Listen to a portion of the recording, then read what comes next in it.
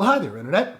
My name's Court, and you've got courtside seats for my review of Batman The Long Halloween, Part 1. Let's do it.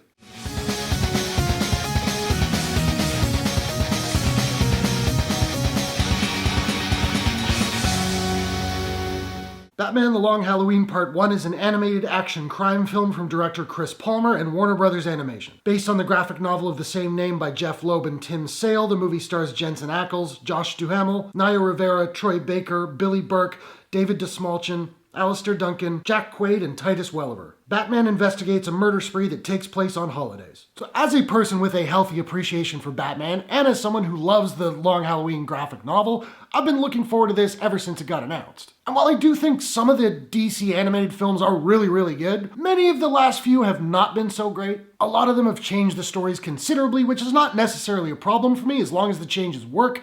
I think in a lot of the cases, the changes that they made didn't work so well. That said, in this case, as much as I love The Long Halloween, it's been years since I've read it, and it's a really long book, so I don't remember it all that well, and thus I'm not entirely sure how faithful this film is being. That said, there were a couple of sequences in here where I was like, yep, that's exactly as I remember it. And I'll say this straight up. I thought this movie was awesome. It's easily my favorite one they've done in the past few years. I loved the look of this film. I thought the animation was solid, not amazing, but pretty strong. But the design of this flick is great. The characters have a little bit of flair to liken them to Tim Sale's artwork, but it's a little simpler and cleaner here, which worked for me because while Sale's work is incredibly stylized, I've never been a huge fan of it. It's cool, it's just not for me. And I do feel like the look of Gotham itself in this movie was a little bit of a nod to Tim Burton's Batman films. The skyline has that Art Deco feel, everyone's dressed like it's the 40s with fedoras and driving old-timey cars. The Batmobile looks a little bit like Keaton's, and the Batcave looks conspicuously similar to Keaton's. And even the opening titles are cool. They have a little bit of footage, but also interspersed original panels of Tim Sale's artwork. I thought that was a nice touch. And I really dug the voice cast. Jensen Ackles is definitely not my favorite Batman, but I thought he fit the bill pretty well. Could have differentiated between his Bruce and Batman voices a little bit more. I really liked Josh Duhamel as Dent and Naya Rivera as Selina. I thought Titus Welliver was a perfect casting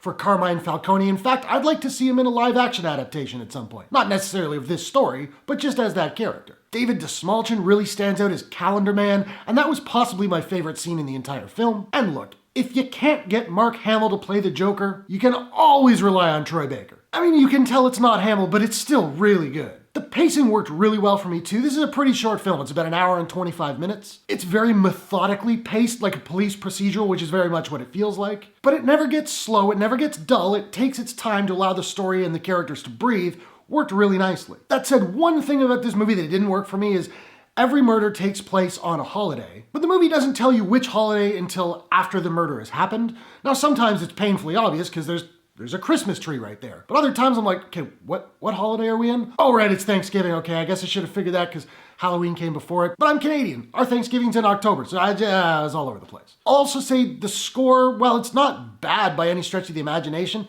didn't stand out to me in any way. I'm also really glad they decided to split this up into two parts because the original story is so long that they would have had to just cram so much in and have so little time for character. I can't see it working as well as I imagine it'll work in two parts. And according to Google anyway, part 2 comes out on July 27th, so like just over a month. That's cool, I was thinking it'd be like 3. I love being wrong. Yeah, I absolutely recommend The Long Halloween Part 1. It's dark, it's brooding, the dialogue and voice acting are really strong, it looks great, and it's just pretty awesome. Bring on Part 2. Now, I don't have a proprietary rating system as of yet, so I'm just trying to figure out what I'm going to give Batman The Long Halloween Part 1, and I think I'm going to give The Long Halloween Part 1 a... Bob?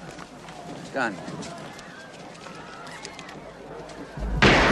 Out of 10. Now, I want to know, have you seen The Long Halloween Part 1? What did you think about it? What is your favorite animated Batman or Batman adjacent movie of all time? Whatever your thoughts, hit the comments below. Let's discuss. If you enjoyed this review, please smash that like button and give it a share if you really enjoyed it. Just helps get the video out to more people, helps the channel grow. I appreciate it very much. And hey, why not take a second, do me a favor, click subscribe and ring that bell to subscribe to my channel for more movie reviews, entertainment news, trailer reactions, all that good stuff. Hope you guys are all safe and healthy. Thanks very much for watching. I will see you all in the next one. Take care.